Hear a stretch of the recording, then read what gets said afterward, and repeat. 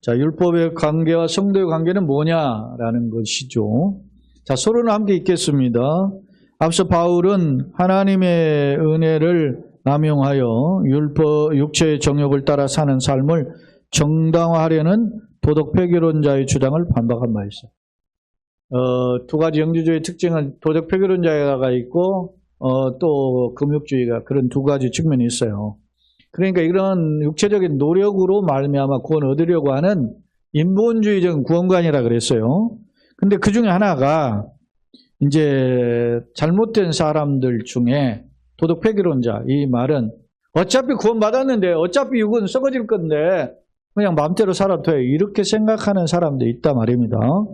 이런 자들의 주장을 반박해. 그럴 수 없다. 이 표현이 로마서 9번을 사용하면서, 이런 표현을 사용하면서 반박했는데요. 그럼 우리가 어떻게 살아야 되느냐? 자, 오히려 하나님을 기쁘시게 하려면 율법을 지켜야 한다라는. 아니, 우리가 그리스도 안에서 자유롭게 됐는데 왜 율법을 지키지? 이렇게 의구심이 들 수 있잖아요. 그에 대한 이제 대답이에요. 물론, 자, 여기 같이 읽어봅시다. 물론 율법을 지킴으로 의롭게 됨은 아니다. 그래.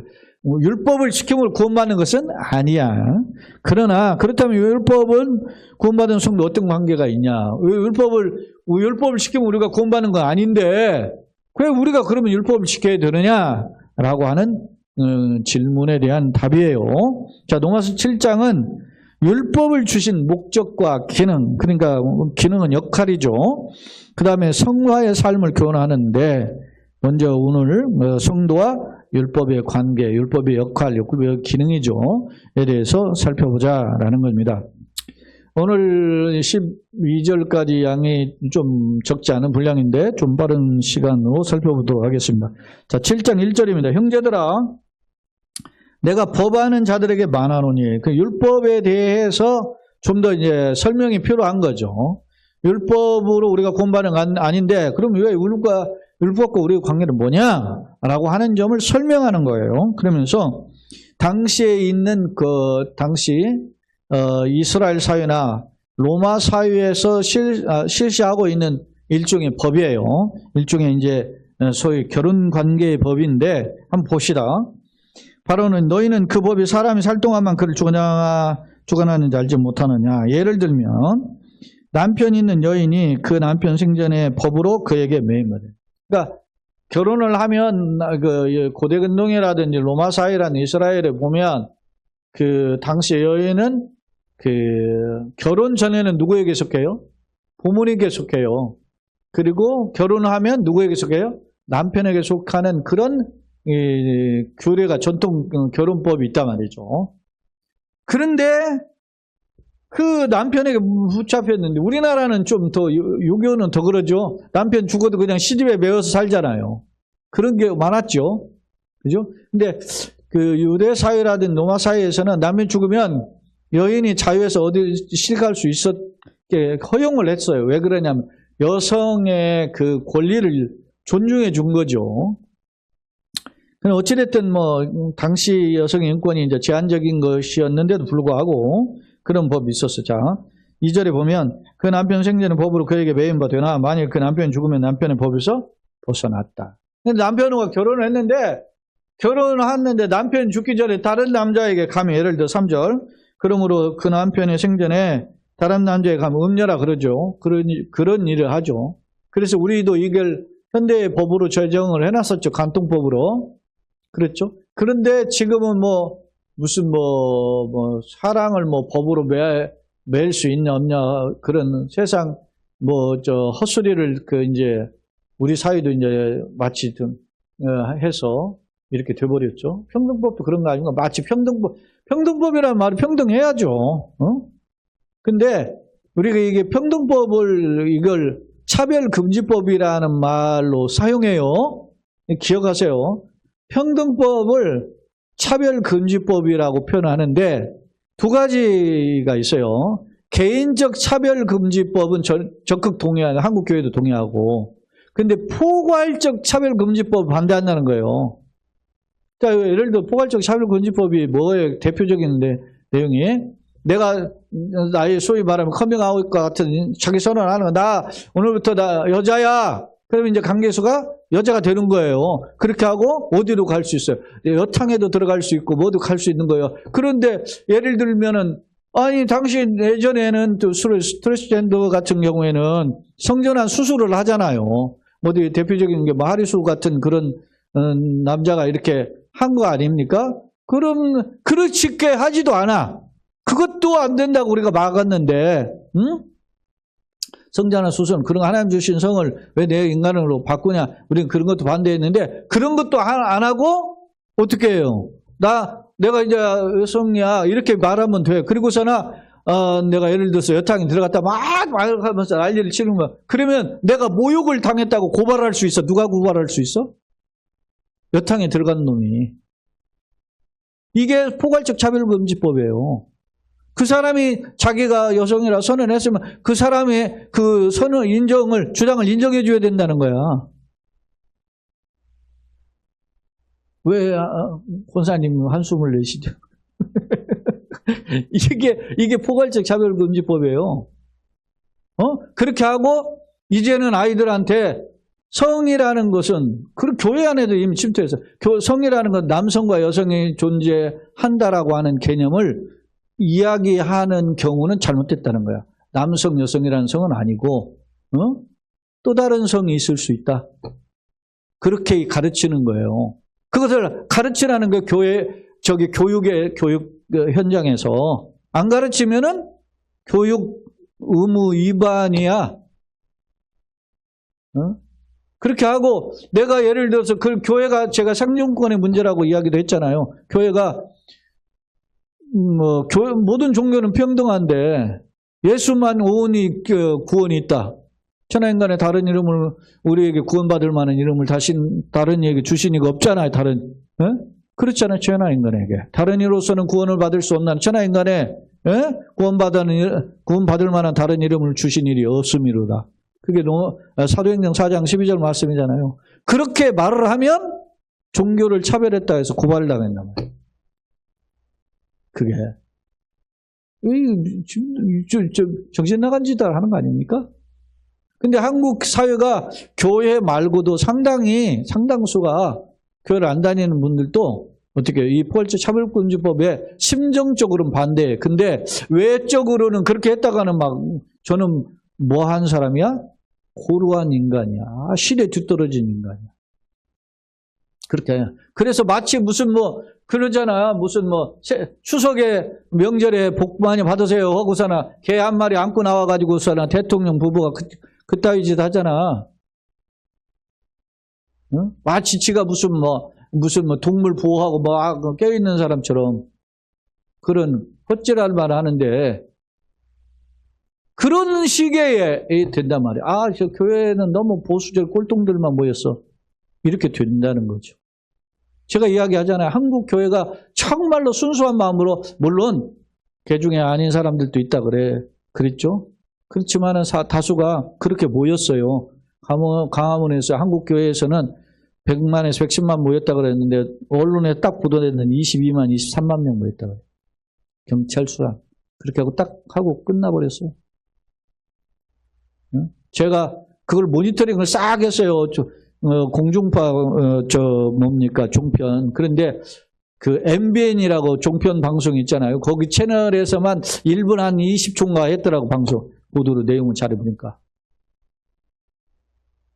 세상 관심 없어요. 다른데 자 만일 결혼한 여자가 생전에 다른 남자에 가면 불륜이잖아요. 음녀라 이렇게 이야기한다는 거죠. 그럼 남자도 마찬가지지. 그런데 만일 남편이 죽으면 그 법에서 남편의 가문에 이게 외국은 그래서 결혼을 하면은 자기 성을 버리고 누구 성 따라가요? 남편 성 따라가.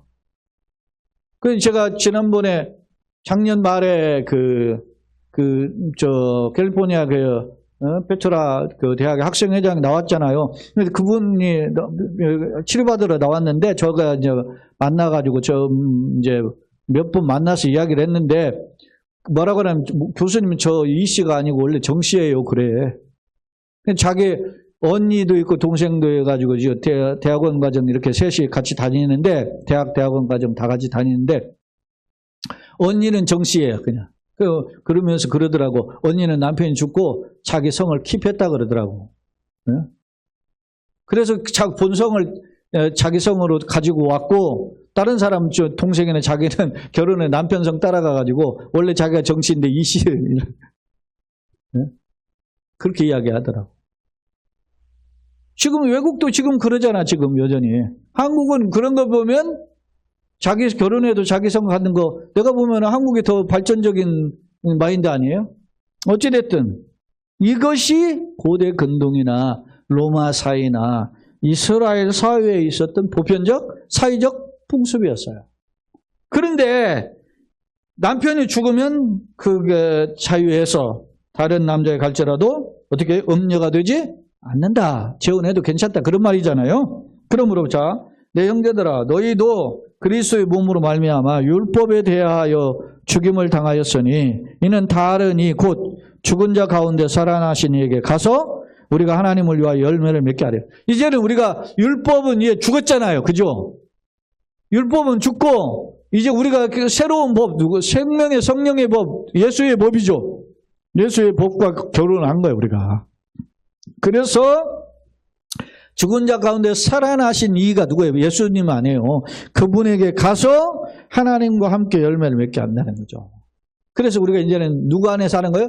그리스도 안에 새로운 피조물, 생명 성령의 법에 있는 자가 된 거예요. 자, 5절. 우리가 육신에 있을 때에는 율법으로 말미암는 죄의 정욕이 우리 지체 중에 역사하여 우리로 사망을 위하여 열매를 맺게 하였더니, 자, 이때 육신이라는 단어가 중요해요. 육신은 우리가 가지고 육체를 가리키는 표현처럼 쓰이죠.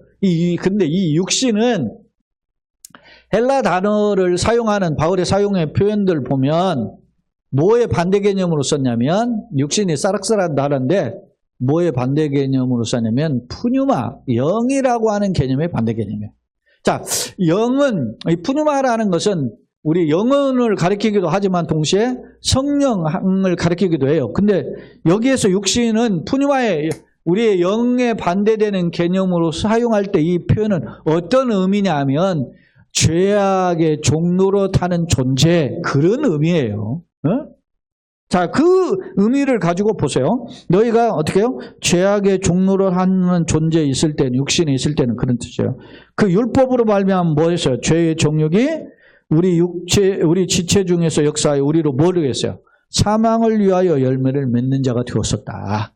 그러니까 우리가 이 생명의 성령의 법이 아닌 그 죄악의 종로로라는 율법의 종로로라는 자로 살 때에는 결국 우리가 맺는 열매는 뭐였다? 사망이라는 열매였다. 사망. 자, 6절. 그런데 이제는 그리스도 안에 새로운 뭐요?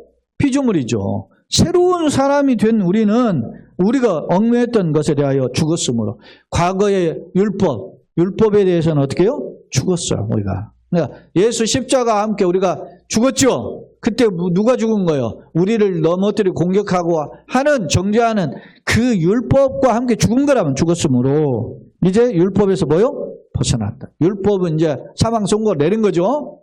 벗어났으니 이러므로 우리가 이제 뭐요? 영의 새로운. 아까 육신의 반대 개념이 영이라 그랬죠? 육신은 사락스, 영은 푸뉴마라 그랬어요. 푸뉴마의 새로운 것으로 섬길 것이요.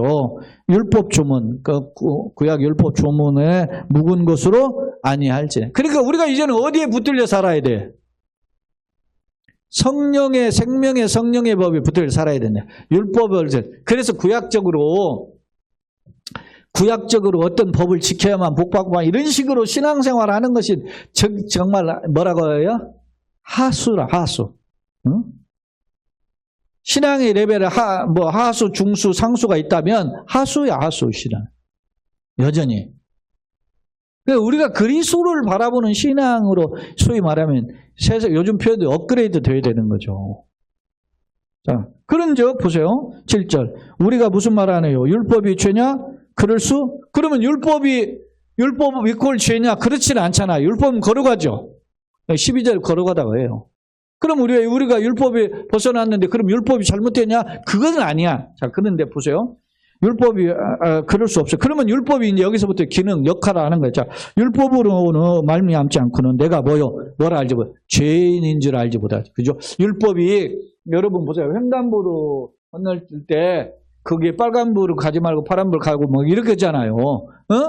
그게 무슨 법이에요? 교통법이잖아요. 그런 법이 있으니까 저 사람 빨간불에 건너네. 이런 걸 가지고 잘못했다고 할 수 있잖아요.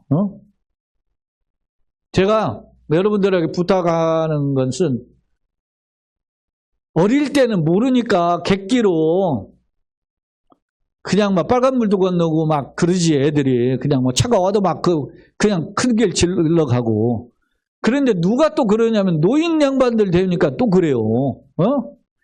차가 올라오고 받으려면 받아보고 그냥 가. 그러니까 우리가 나이가 들수록 그런 관념, 잘못된 관념을 나는 안 해야 되겠다 그런 생각을 해야 돼요. 여러분 그런 생각 안 합니까? 내 동네 한 바퀴 돌아다녀도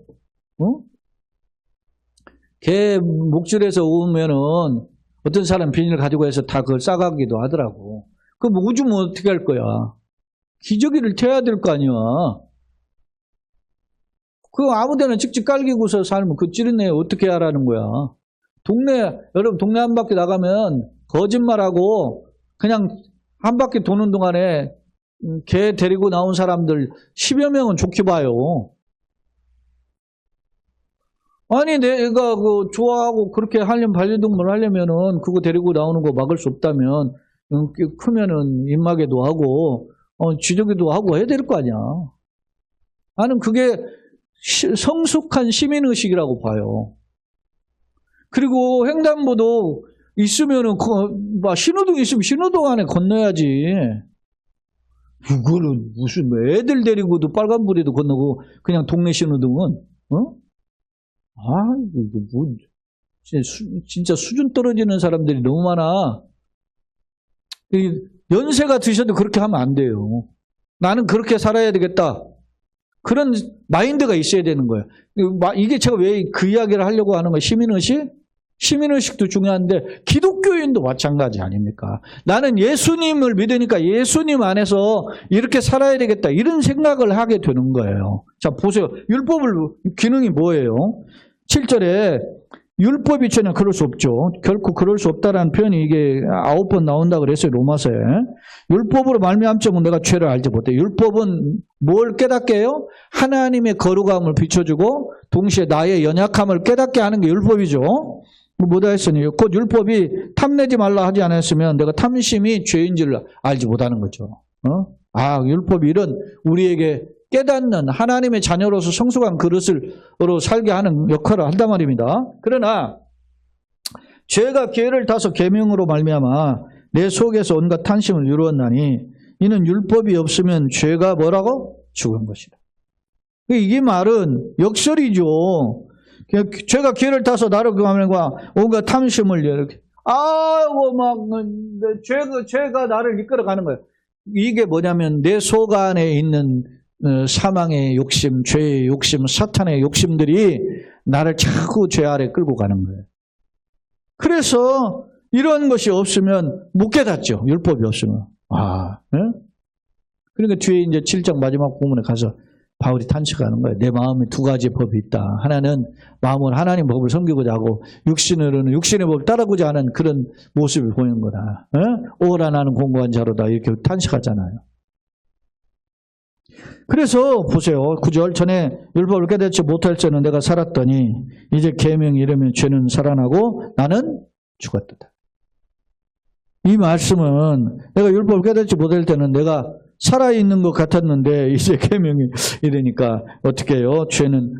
죄가 무엇인지 깨닫게 되고 아이고 나는 이거 이렇게 냄새나는 존재가 이걸 깨닫게 된다는 거죠. 나 같은 죄인 살린 주의 놀라와 이 찬양을 어떻게 합니까? 율법의 거울로 비춰보니까 내가 나같이 냄새나는 존재가 없구나. 거룩하신 하나님을 비춰보니까 영광의 하나님이구나. 깨닫게 되어서 이런 고백을 하게 되는 거잖아요. 그런 겁니다. 10절 생명에 이르게 할 그 계명이 내게 되어 도리어 뭐가요? 사망에 이르게 하는 것이 되었다. 율법 자체를 100% 지키면 구원받죠. 생명을 얻는다면. 그런데 내가 그걸 지키지 못하는 존재가 되었구나. 이걸 깨닫게 되는 거예요. 그러면서 죄가 기회를 따서 나로 말미암아 나를 속이고 그것으로 나를 죽였는지라. 죄가 나를 사망의 굴레로 계속 엮여와요. 이러보건대 죄가 나쁜 거지 율법이 잘못된 것은 아니다는 거예요. 그래서 11, 12절이 율법은 어떤 것인가를 선언해요. 자, 11절 죄가 타서 기회를 타서 나로 말미암아 나를 속이고 그것으로 나를 죽였는지라. 12절 같이 읽어봅시다. 이러보건대 율법은 거룩하고 계명도 거룩하고 의로우며 선하다. 율법, 계명 다 같은 말이죠. 거룩하고 의롭고 선하다. 이것은 반복 강조예요. 거룩하다 하나님이죠. 의롭다 하나님이죠. 선하다 하나님이잖아요. 하나님의 영역을 가르쳐주고. 그러니까 율법은 그래서 무슨 기능을 한다, 역할을 한다? 하나님을 비추시는 거울 역할을 하고 동시에 나를 비춰주는 나의 냄새나고 죄 가운데 육신 가운데 가한 그런 모습을 비춰주는 역할을 한다. 그런 것입니다. 자, 이제 두 번째 화면을 와서 정리해 보겠습니다. 1절로 6절, 7절로 12절 제가 분리했는데 바울은 결혼 관계를 비유로 심판에 근거했던 율법에서 해방되었음을 교훈한다. 우리가 어떤 여인이 결혼을 해서 남편과 함께 살 때 다른 남자에 가면 음녀가 되지만 그래 남편이 죽고 그 이제 자유한 여인이 되어서 다른 시집을 가도 그것이 아무런 문제가 될 것이 없는 것처럼 우리가 전에는 율법이라는 관계 속에서 결혼을 한 관계가 되었죠. 그랬더니 그때는 죄를 육식 가운데 죄 사로잡아서 우리가 죄인이라는 것을 탄식하게 되었죠. 그런데 이제는 예수 안에서 율법이 이제 십자가에 죽을 때 다 지불했잖아요. 율법이 죄값을 다 지불하고 이제 우리가 예수와 연합한 자가 되었다. 그런 뜻입니다. 자, 4절 성도는 십자가로 죄의 죽음을 경험했고 부활로 새로운 부부관계를 맺었는데 이는 하나님의 거룩한 열매를 맺게 합니다. 왜 이제 주님과 연합하여 한 존재가 되었기 때문에 이제 하나님 거룩한 열매를 맺어야 된다라는 점을 강조해요. 그 다음에 이제 여기 보면 육신의 영매에 매여 있을 땐 사명의 열매를 맺었지만 이제는 율법에서 벗어난 존재가 되었다. 이렇게 표현하고 있습니다. 7절로 12절 바울은 율법의 본질은 아까 선하고 의롭고 거룩하죠. 역할은 뭐냐? 기능은 죄를 깨닫게 하죠. 그런데 죄가 기회를 타서 죄의 특성이 육신으로 말미암아 우리를 엿보다가 넘어지게 하는 것이 죄의 역할이란 말입니다. 9절로 10절 율법은 생명과 복의 근원이지만 그렇죠? 율법은 100% 지금 생명을 얻고 복을 받죠. 그러나 죄의 인간에겐 어떻게 해요? 100% 지킬 수 없는 인간에겐 사형 선고를 내리는 거죠. 11, 12절 율법은 본래 악한 것이 아니라 거룩하고 의롭고 선한 것이다 라고 하는 점을 강조해요. 율법은 어떤가? 율법 자체는 율법에서 우리가 자유케 되면 이러한 것에서 정죄에서 거룩하고 100% 의롭고 선한 것이 우리를 공격하잖아요. 그런데 너는 죄인이야 하는 말을 이제는 율법의 공격으로부터 자유하게 되었다. 그래서 8장에서 이야기하는 거야. 그런즉 누구든지 그리스도 예수 안에 있으면 예수 안에 있는 생명의 성령의 죄와 사망에서 우리를 해방하여 한다. 그런 거지. 내가 예수 안에서 날마다 살아야 됨을 교훈해요. 세 번째, 오늘 몇 가지 교훈들을 크게 제가 정리해 봤는데 첫째, 율법에서 자유. 결혼을 비유를 통해서 했어요. 당시 아내는 남편의 지배를 받았기에 독립할 수 없었지만 남편이 죽으면 재혼해도 무방했다. 이게 남편에게서 자유함이죠. 성도는 율법에 본래 종이었죠. 그러나 이제 예수 안에 새로운 피조물을 했죠. 그래서 이제 참 자유자가 되었어요. 그래서 율법과 이제 계약이 어떻게 해요? 말소가 된 거죠. 율법의 저주에서 속량되었다는 겁니다. 때문에 성도가 그리스도와 새로운 결혼을 했다면 이제는 새로운 남편이 어떻게 해요? 예수님의 법, 생명의 법에 복종해야 된다라는 것입니다.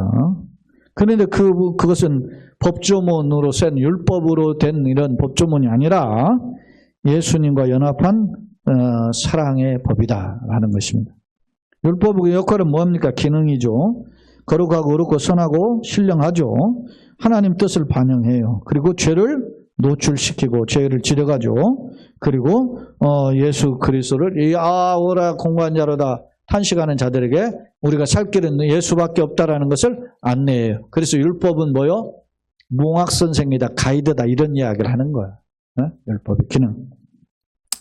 세 번째, 육신이라는 개념. 아까 육신이라는 단어와 영이라는 단어를 제가 비교했죠. 육신은 사락스라는 단어인데 구약에서는 보통 그냥 피로 가득 채워진 속살, 생명을 지닌 유행체 이렇게 해서 그냥 몸을 가리키는 소위 바디라는 단어를 써요. 근데 헬라어에서는 그렇게 사용하지 않아요. 육신은.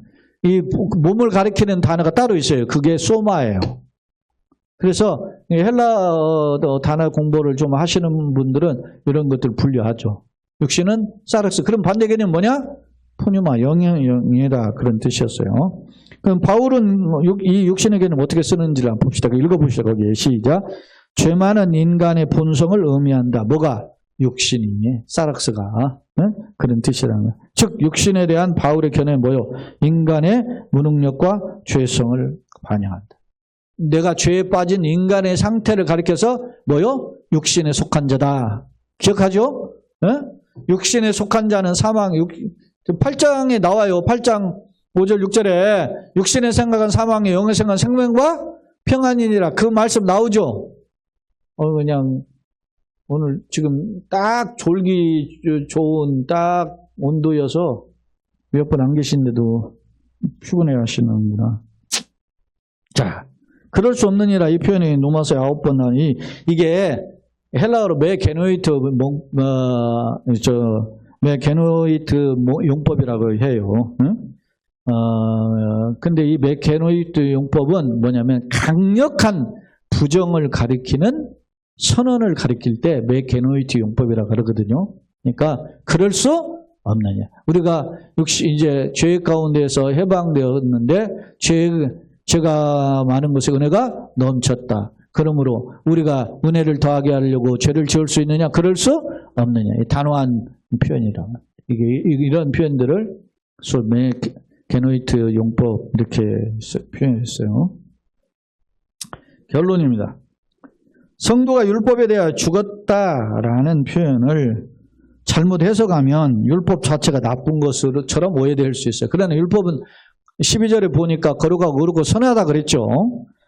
분명한 율법은 악이 아닌 선하다는 사실이다. 때문에 이스라엘 백성이 제 계명을 완성하여 생명을 얻으려고 노력을 했다는 거예요. 그럼 계명을 잘 지켜야 구원받는구나 이렇게 생각해서 장로들이 막 그것을 613가지로 분류해서 지키고자 했던 것입니다. 그런데 거기 읽어봅시다. 주목할 점은 율법의 역할은 인간이 어떻게 해요?